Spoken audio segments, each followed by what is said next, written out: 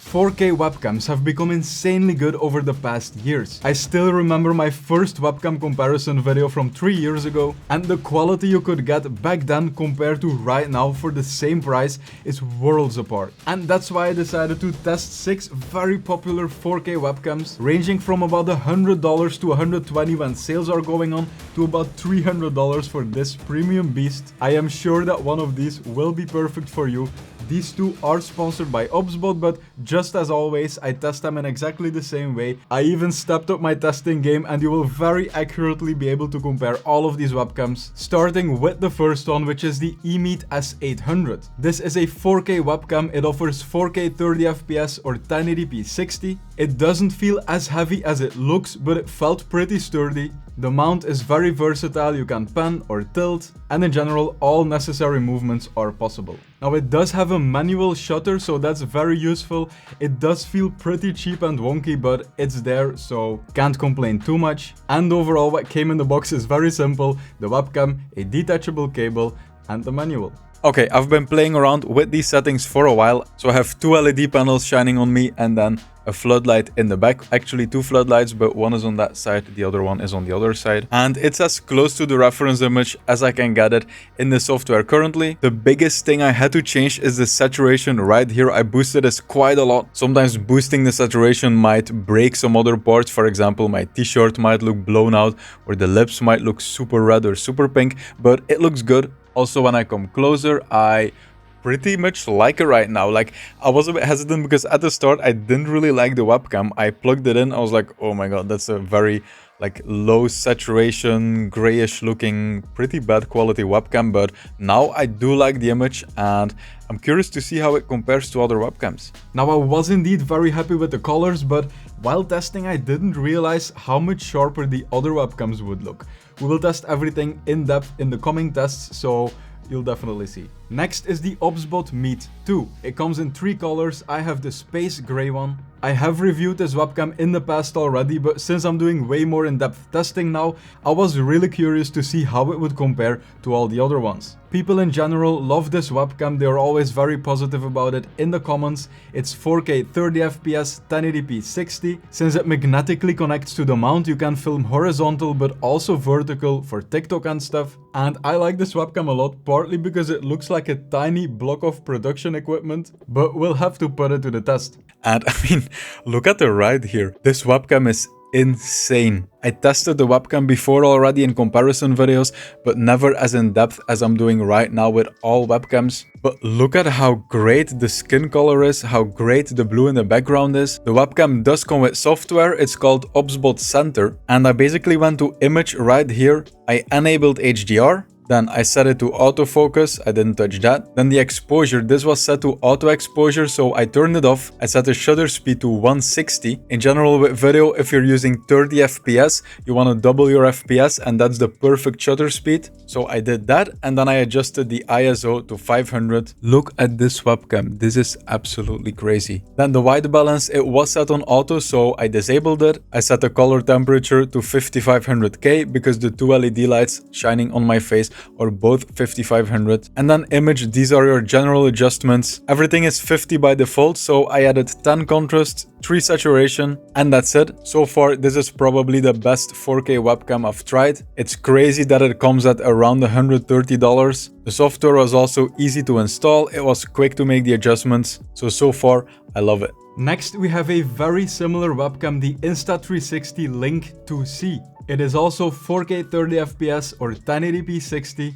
The packaging felt very premium, but the webcam itself looks way heavier than it actually feels. It also has a manual shutter just like the eMeet S800, and it also magnetically connects to the mount. However, you can't turn it vertically like the OBSBOT Meet 2. This might not be a deal breaker for you, but for some people it could be very handy. Okay, so I've done what I always do when I test these webcams. I've installed the software and I've tweaked the settings a bit. And what I noticed with the Insta360 2C is that as soon as I connected it to the PC, it looked very good. I made a few tweaks. I adjusted the white balance to manual because with the blue light in the background, usually it's very hard for a webcam or a camera to accurately adjust the white balance because this is what it should focus on, and all the rest is going to be way too blue, so it always tries to adjust a bit. And besides that, I boosted the saturation a bit, and then I did turn on HDR, and I feel like turning on HDR limits my options. I feel like there's some auto adjusting going on as soon as I turn on HDR. Like without HDR, it looks like there's some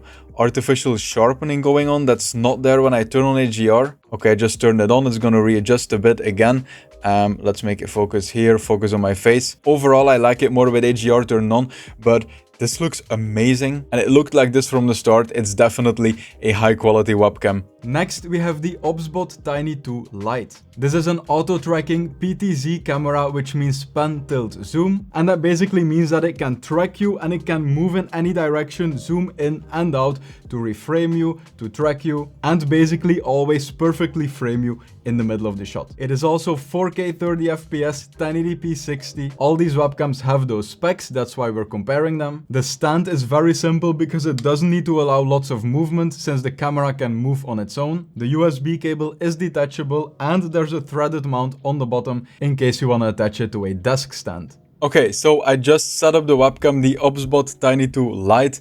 I installed the software, I adjusted all the color and the brightness settings, and it looks amazing. It looks very vibrant, just like the OBSBOT Meet 2. I was very surprised with the quality of that webcam. And actually this one came first. I tested it in the past already. I usually go for manual exposure, especially with RGB in the background, same with white balance. And as you can see, the webcam is tracking me. That's the great thing about this one. The OBSBOT Meet 2 looked amazing, but this one has the same image quality. However, it is physically auto tracking, so it will completely follow you everywhere you move, and it's honestly a great feeling that no matter how you move, the webcam will always keep you in the frame. And it's also very snappy, like it really follows you. It doesn't lose you or starts lagging or anything like that. If you're gaming and you're slowly moving sideways and downwards and stuff, it will just keep you in the frame. You can be chilling with your stream no matter how you want, and it will always just make sure you look good, make sure you're in the frame. It's a great thing, and I think you can say for yourself, it looks very good for a webcam. Next, we have the Razer Kiyo Pro Ultra. This is a crazy webcam which, to be honest, should be called a camera instead, and it was super interesting testing this. It is able to send uncompressed 4K quality to your PC, but optionally it also allows you to choose a custom compression in the software. It is a beefy webcam, super heavy, super solid, and you can just feel that this is a very premium product. Since it has a very large sensor, it captures a lot of light, you have a lot of background blur, and you will see that in the testing clips. I was astonished with the quality of this webcam, but it did have one major flaw for me. Okay, so I've been testing around with the Razer Kiyo Pro Ultra, that's a long name, and this right here is about the best I can get. I changed a lot in the software. Now, one major thing is that I disabled HDR. Usually when it's available with webcams, I enable it, and it kind of makes my face look well exposed and then the background as well. And for example, right here you see like a bit too much light on my forehead. If I enable HDR, that's gone, but I was never able to get an image that's close to the one on the right because my face was always too bright with HDR. Now I have lens distortion compensation enabled, and if you look at the light here, it is straight now. If I turn this off, I have a bigger field of view, but it's kind of distorted. Indeed, like we see on the bottom now, there's an 82 degrees field of view. If I enable this again, we go to 72.5. So it's up to you if you want a very wide field of view, but then you will have distortion around the edges, or if you want a more narrow one and for it to look a bit better in general. I will save the settings on the bottom, and that is because you have to turn off the preview in order to use it in OBS Studio. I will try to activate it again. Now it will work, and you cannot adjust the settings in the software if it's linked to OBS, but the webcam looks really nice. The autofocus, I will have to test this because so far I'm not a big fan of it. I've seen some focus hunting and focus breathing, and when stuff happens, especially if you move, like the focus, like now it's pretty good, but I saw some hunting. We'll have to check that out, but It looks very good like this, very crisp, very professional. There's natural background blur.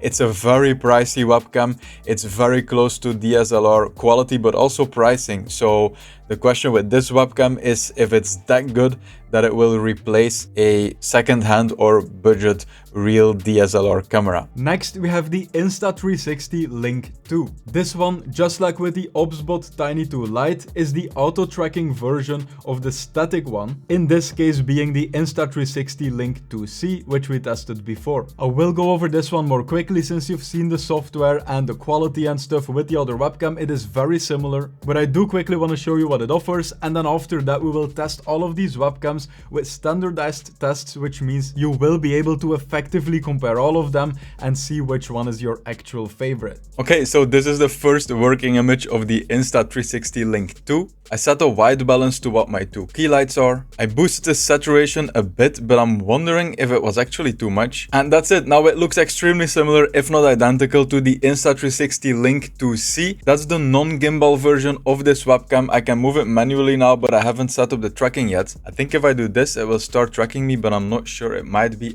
yes. So this is the auto tracking version, obviously. You also have a static version that's a bit cheaper and that doesn't have the auto tracking features if you don't need it. So now this is where things get very interesting. I did several tests with each of the webcams one by one. And for example, this here is the first one where I compared all webcams in the same lighting conditions without RGB in the background. And I tried to match the colors as close as possible so you can very effectively compare them. First of all, we can see that the eMeet S800 is not at all up to par with the other webcams. It looks less sharp, almost like a 1080p webcam compared to these other 4K beasts. Now it is 4K, don't get me wrong, but I really don't know why I wasn't able to make this look as good as the other ones. At first I thought I had set this to 1080p, but then I checked and it was 4K, because when I made it 1080p, it looked even worse. I might have to test it again in the future. I hope I did nothing wrong, but let's compare the other webcams. The OBSBOT Meet 2 in comparison looked great, to be honest. And I'm a bit torn when it comes to the competitor, the Insta360 Link 2. Pay close attention right now to my face around the eye area as I will switch to the Insta360 webcam.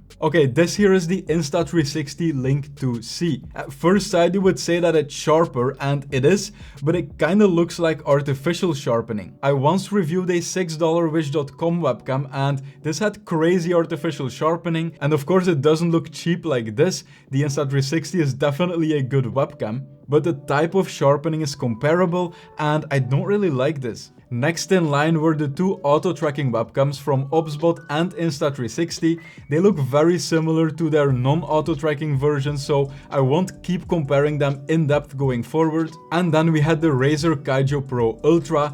Keep in mind though that this webcam costs $300, which compared to the other webcams is about double the price or even more, but it does, however, look amazing. Now I'm not sure how clearly you noticed this during the testing, but the autofocus is miles apart from the other webcams. And not really in a good way. This webcam has crazy slow autofocus, however, as I maybe mentioned before, it is extremely accurate. Now what I will show you next is an autofocus testing clip for each webcam back to back, so you can compare all of them. In general, I felt like all the webcams did very well and none of them will make you worried in terms of being in focus. And this is also a great opportunity for you to compare the sharpness of the OBSBOT versus the Insta360. Do you like the more natural look of the OBSBOT webcams, or do you like the artificial sharpening of the Insta360 ones? I kinda like the natural look more because you can also add sharpening yourself afterwards with OBS filters or in the webcam software. So I like to have the natural look and then increase it myself if I want to, but this will 100% depend on people's preferences. In general, all these webcams here are quality devices, and that means that all of them can be adjusted in terms of color to make it look like you want. They will keep you in focus and they are good investments for your streaming or content creation setups. Besides the eMeet S800, of course, I'm really not sure what went wrong with that one. And once again, don't look too negative at the slow focusing of the Razer Kiyo Pro Ultra, because if you look at this clip, once it focuses, it is laser sharp. So it will really depend on what you're looking for and how you will be using it. Now, if you're still confused about which webcam you like the most, the following test usually gives you some kind of preference, since you will be able to see differences in color on the remote, as well as the sharpness of the remote itself, the autofocus, the depth of field in the background when the remote comes close, the noise in the background in darker areas, etc. When making and editing these test clips, I always try to make the colors and the exposure of all webcams look as similar as possible. I don't do this to fake how colorful they look or anything like that. I do it because it's very hard to perfectly adjust the colors of each webcam while testing and make them all look very similar. So while editing, it's easier to adjust the white balance a bit, adjust the exposure a bit. And these are all things you can manually do yourself as well in OBS or in your webcam software. I'm not doing it to make them look better than usual. I'm just trying to make everything look as similar as possible in order to effectively compare them. Here's a quick compilation of the microphone quality of all 6 webcams. This is a test of the microphone of the Meet S800. Okay, now when it comes to the microphone of this webcam, okay, now I've listened to the microphone of this webcam and I can't hear it right now, but if you're gaming, streaming, creating content, you'll be going for a microphone like this. Hello. Okay, then the microphone of the Insta360 Link 2, and the microphone quality is definitely usable. Now, just like with all webcams, I'm testing them for streaming, gaming, content creation. So in this comparison, these were my 3 favorites. The Razer Kiyo Pro Ultra looked amazing. It is expensive, but again, like in hindsight, after thinking about all of this again, it does have pretty much the same quality of a 4K camera, which is gonna be more expensive. So if the fact that the autofocus of it isn't super quick and you think you will be setting the same range from your webcam anyway, it is actually a viable option, especially if there would be some kind of discount. However, you really have to be asking yourself if spending around $130 for this one compared to $300 for this one is worth the difference in looks. For me, if I would be looking for something for streaming but also content creation, then this one wouldn't really be part of my options because I would want the camera to do some other content creation as well. And if it's just for streaming, then I wouldn't pay almost 3 times as much for this one. I would be super happy with the 4K nice quality of the OBSBOT Meet 2. And of course, if this quality is good enough for you, but you're moving a lot or you want to do kitchen streams or something like that where the webcam is following you around the room, then the OBSBOT Tiny 2 Lite is also an amazing option. Thank you so much for watching. The links to all of these webcams are in the description. There is a discount code for the OBSBOT webcams. It only works on their website. It will also be in the description. Thank you so much for watching, and I hope I will see you in my next video. Have a nice day.